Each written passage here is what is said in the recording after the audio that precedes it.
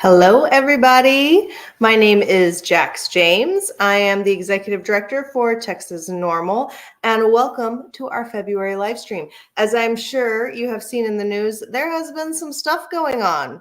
I will be discussing the lawsuit from the Texas AG against 5 cities, a look back at 2023 legislation that passed from across the nation, and also I'm going to discuss the upcoming primary election, as well as our voter guide that has just been released and some announcements. So I did want to say, if you're watching, I would love to know where you're watching from. So if you wanted to comment where, I'm going to be checking in on the comments intermittently, and I would love to see that. Also, if as I'm going, you have some questions about what I'm covering, please let me know. So let us go ahead and start with the hot topic of the night, the latest news regarding the lawsuit that Texas GOP Attorney General Ken Paxton has filed against 5 cities to overturn marijuana decriminalization. Truly, it's depenalization because it doesn't actually change the state law, but decriminalization is a little bit easier to understand. And Ken Paxton technically said he wants to overturn marijuana decriminalization anarchy, which was approved by local voters. So voters in Denton, Elgin, Killeen, and San Marcos had the chance to weigh in on reform, and each of them passed cannabis measures on their ballots. And here in Austin, city number 5, for example, had strong approval for marijuana decriminalization measure this past May. A 6th effort in San Antonio did happen, but it failed in May of 2023. Now, Harker Heights, as you may know, also was included in one of these cities that voted on measures to depenalize marijuana possession, but it wasn't targeted in the lawsuit, which is likely because the city refused to implement voter-approved policy changes, which prompted Ground Game Texas, to file suits against the officials last month. For just your information, if you're not familiar, Ground Game Texas is the main driving organization behind these local efforts, and they do team up with different advocacy organizations on the ground there.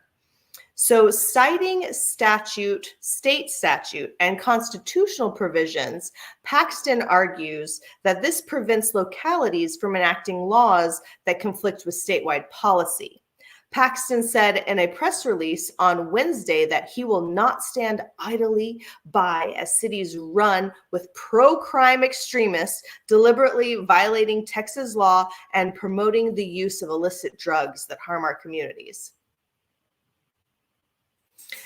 As you know from our activist trainings, as many of you have probably participated in these advances of our legislative sessions, back in 1997, Texas did pass a state law requiring that all drug laws be enforced and changed at the state level rather than the local level.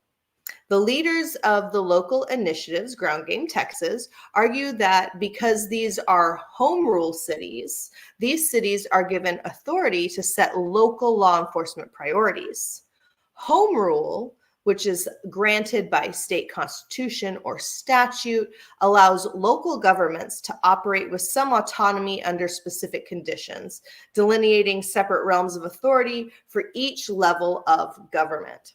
So that's really going to be the crux of the lawsuit. Does the 1997 law take away the rights that home rule cities have to determine what their law enforcement policies and priorities will be? So I want to make one further note. Lawmakers in Lubbock, they have officially approved a resolution to put local marijuana decriminalization on the ballot in May of 2024. And this was after they declined enacting the reform through their city council. Also, Lockhart and Dallas activists are officially collecting signatures to place local marijuana decriminalization initiatives on the November ballot. So before I segue into our next topic, I'm just going to check real quick if you have any questions about this lawsuit. I will be coming back to the comments for questions throughout the evening. So keep dropping your comments, your questions, drop what city you're watching from. But let me just click over here real quick. So we've got Waco and Houston here tonight. One question is, do you think cities should be able to direct their police departments to not cite people for marijuana? I mean, absolutely, they should be able to do that. What they're statutorily able to do may be something different. I know here in Austin, it was about a year and a half before the Ground Game Texas initiative passed by like 85%, might I add, that Texas NORML worked with city council to actually remove any budgetary line items for THC testing unless it was in regards to a felony. So that was something that wasn't, collect signatures, wasn't anything like that, but it essentially dictated that they were not going to test THC, and therefore APD, unless it was in regards to a felony offense, did not have to arrest, cite, or summons for those measures. So absolutely, I think that cities should be able to direct their police departments on that. But I think also that kind of creates a little bit of a patchwork of policy, right? Where you can come from Buda, where it's totally illegal, and Austin, where, yeah, it's illegal, but unless you have a felony level amount, you're not going to get charged. And someone going in between those two areas, you can kind of get caught in the middle on that. So I do agree that cities should be able to direct police departments on their priorities regarding what they're going to cite and arrest people for. But I also understand that when you do that, you create a dichotomy within the state, and our marijuana laws are governed at the state level. So for example, in Austin, I'm going to go ahead and keep using Austin because that's where I'm at, and it's a great example. But here in Austin, if APD pulls you over, as long as you don't have a felony amount, they're not going to cite, summons, or arrest you, right? But in Austin, there's also DPS officers, there's also state troopers, and those law enforcement agencies are not governed by this dictate from city council. So even within Austin, Texas, though it's depenalized, you can still get arrested if you just happen to be around the wrong law enforcement officer. So that is a really long way of saying that, yes, cities should be able to dictate where they think their budget and their law enforcement time should be spent. But at the state level, it is extremely important that we get this law changed, because even within a city that has depenalized it, you can still be arrested if you happen to be caught by a state law enforcement officer rather than a local law enforcement officer. So just a weird little nuance there that I wanted to share. Let me see before I move on. Are there any other questions? We've got Ranger, Texas, Houston, Texas. Awesome, guys. Cool. We've got some different localities here. Oh, real quick. I do see one more question before I go on. Do we know the number of statewide arrests in 2023? Thank you for that question, David. The FBI's data for 2023 will not be out until at the earliest fall of 2024. So we do not know 2023 numbers yet. Texas NORML did do a recent review of, I believe it was the 2022 arrest data. And that was definitely something that you can go and check out on our website. But 2023 numbers will not be available to us for a little bit longer. It would be really nice if we could get them so quickly, but we got to wait. Also of note, if we go back to 2022, Texas police arrested just under 25,000 people for marijuana-related arrests. However, we did see that the disparity between races became even greater than it had previously been. So just a little FYI for you there. Again, I will keep coming back to the comments here. So if you have more questions as you tune in about the lawsuit or any of the other items that I'm going to cover, I will keep coming back. So I want to just say next, Texas has a robust hemp market. We have a limited medical program, but possession of the plant is still technically a crime. The only way to change marijuana laws, which are managed at the state level, as we just discussed, in Texas, is through the legislature due to that 1997 law that I mentioned. Now, the Texas House of Representatives and the Senate meet every 2 years for approximately 140 days if no special sessions. That was a tongue twister. 140 days if no special sessions are called. Texas is one of about 20 other states in the U.S. that cannot collect signatures to place an issue on the ballot at the state level for a vote to change those laws. Additionally, because of these limitations, Texans must rely on our elected state officials. So that's your state representative and your state senator. So we are now in 2024, and it is an election year.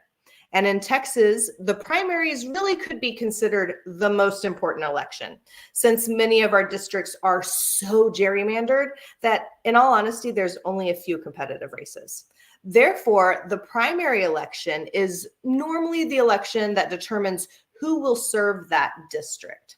So I want to share some important dates for this year's primary elections. Now, for a little clarity for those of you who may not be familiar with the process, the primary elections is where all of the Democratic candidates for a certain position run against each other. So let's say House District 14 has 3 Democratic candidates. The primary election chooses who will actually be on the ballot in the general election. Same for the Republicans. Maybe in District 20, you have 2 Republican candidates. Then whoever wins the primary election will go on to be in the general election in November. So this is deciding who will be on the ballot for each of the parties, which is, in a gerrymandered district that is so many points to the Democrats that it's going to be Democratic, or so many points to the Republican, it's going to be Republican. This is where you choose who's serving the district. So the last day to register to vote was actually earlier this week on February 5th. The first day of early voting will be February 20th. The last day that you can apply for a ballot by mail will be February 23rd. And the last day of early voting will be March 1st. The actual primary election day will be March 5th. So whenever you go to the ballot and you're deciding who you would like to see serve in the position of that role for the Democratic or Republican primaries, I want you to know that Texas NORML's Marijuana Policy Guide is now available. You can go to our website, click on the Texas NORML Marijuana Policy Guide button, and you'll be able to see all of the primary candidates that responded to our questionnaire. I'm going to do a little horn toot for myself real quick. People were always asking back in the day, how do candidates stand on the cannabis issue? And there was no cohesive place to find that for Texas. And so I'm proud to say that I created that back in 2012 with the board, and we got that all started. And our operation director, Stephen, has continued to help get that out over the last couple of years. And so it's been a really great resource to a lot of people. And I hope that you will take a look at it before you go to the ballot box on either March 5th or during early voting from February 20th to March 1st. So before I go to the next section about what I want to talk about, I'm going to come back over here and see if you guys have any questions about what I covered. See some comments about the voter guide and the dates. All right. I don't see any new questions though. All right. And I don't see any new cities. Tell me where you're watching from, guys. So let's now pivot to nationwide. What has been going on? 2023 marked a very successful year for the advancement of marijuana policy reform in the United States. Now, for the first time since the adoption of federal marijuana prohibition way back in 1937, more Americans reside in a jurisdiction where cannabis is state legal than do not. And that's pretty amazing. I want to highlight a couple states across the United States that have legalized in this last year. And I'm happy to say that when I was working with the DC office of NORML, as I like to call it, that I was able to actually work on some of these initiatives. And I'm very happy to have been able to participate and support local advocates in other states in this way. So first, let's talk about Delaware. In April, Delaware lawmakers passed two bills, House Bill 1 and House Bill 2, which became law without the governor's signature. House Bill 1 eliminates penalties for possessions of small amounts of cannabis for personal use and reduces penalties for underage possession to a civil fine, while House Bill 2 establishes a licensing system to regulate marijuana production and retail sales in Delaware. Now let's talk about Maryland. Maryland's Democratic Governor Wes Moore signed legislation in May implementing a voter-approved referendum governing the production, sale, and use of cannabis for adults. Retail sales began on July 1st of last year, and the new law also increased possession limits for registered patients and for the first time allowed them to home cultivate their cannabis plants. Pivoting to Minnesota, in May, Democratic Governor Tim Walz signed legislation permitting adults in Minnesota to purchase limited amounts of cannabis from state licensed retailers, to cultivate a restricted number of plants at home, and to possess cannabis within certain limits. The legislation also includes provisions for automatic review and expungement of records of past marijuana-related convictions, along with the establishment of a new state agency, the Office of Cannabis Management, to regulate commercial cannabis activities. Now, talking about Ohio, in November, voters approved Issue 2, permitting adults in Ohio to possess limited amounts of marijuana and grow a restricted number of plants at home, alongside establishing a license system for commercial cannabis production and retail sale. However, since Issue 2 was passed as a statutory question rather than a constitutional amendment, state lawmakers retained the ability to amend or repeal its provisions. So let's talk real quick about the Virgin Islands. In January, Governor Albert Bryan Jr. signed legislation in the Virgin Islands regulating the adult use cannabis market, providing relief to those with prior marijuana-related convictions, and establishing an Office of the Cannabis Regulation to oversee commercial cannabis sector. The law permits those 21 and older to purchase cannabis from licensed establishments, consume at licensed lounges, and allow members of faith-based organizations to home cultivate limited quantities of cannabis for personal sacramental use, while also affirming the rights of qualified patients to access cannabis. So, in addition to the passage of these new laws, legislators in many states took actions to expand the rights and liberties of cannabis consumers. Several states enacted policies protecting consumers from workplace discrimination. Others took steps to facilitate the expungement of the criminal record. To expunge the criminal records of those previously convicted of certain offenses. In recent years, 24 states have enacted marijuana expungement laws, resulting in the vacating of an estimated 1.7 million criminal records.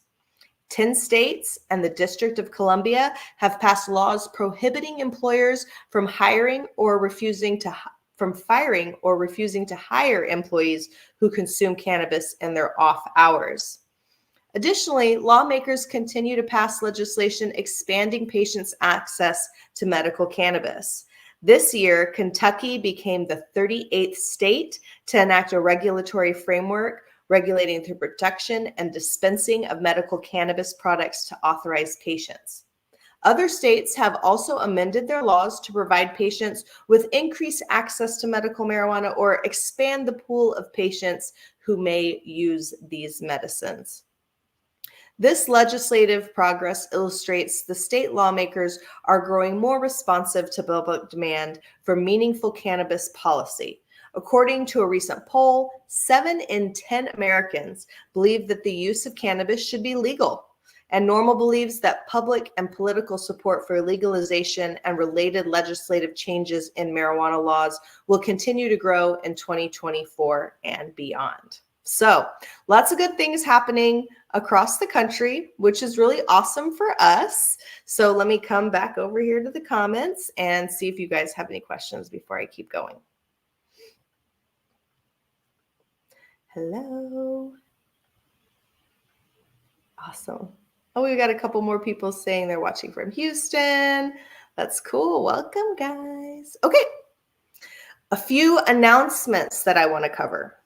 So we have been working to bring back our annual Puff and Putt Veteran Fundraiser, which we hold at Willie Nelson's golf course every year.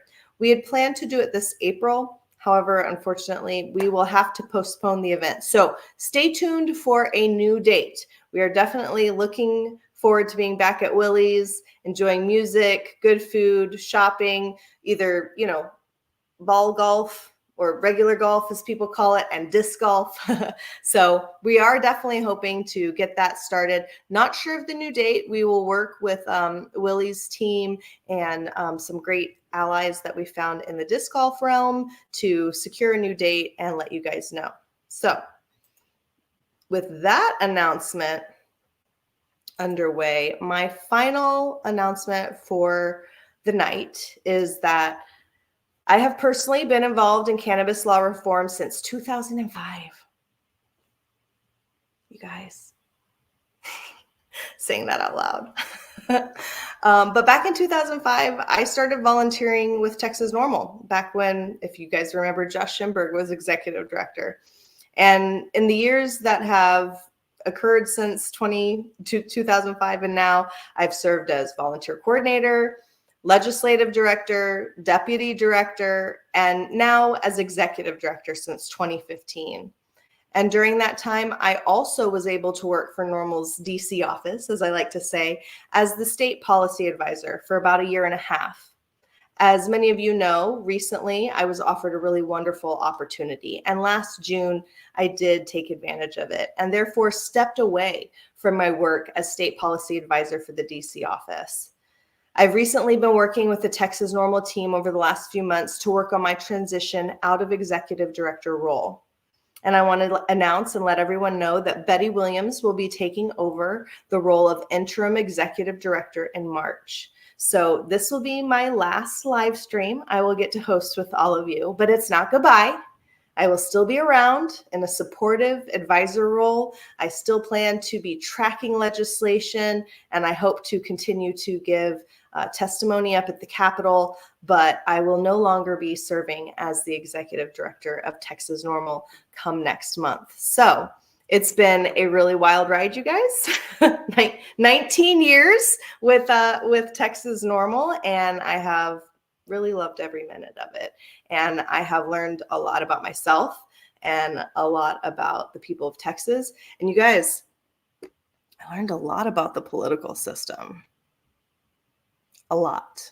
And there's good and bad in that, isn't there? So I just want to thank everybody who has watched our live streams, donated to our efforts, become members of our organization. If you've purchased and worn our merch, if you have shown up at the Capitol and given testimony, if you've participated in our action alerts or come to our advocacy training days, we have done a lot in the last, I don't know, Texas NORML was founded back in the 70s, so 50 plus years. We've done a lot of things, but there's still a lot of work to do here.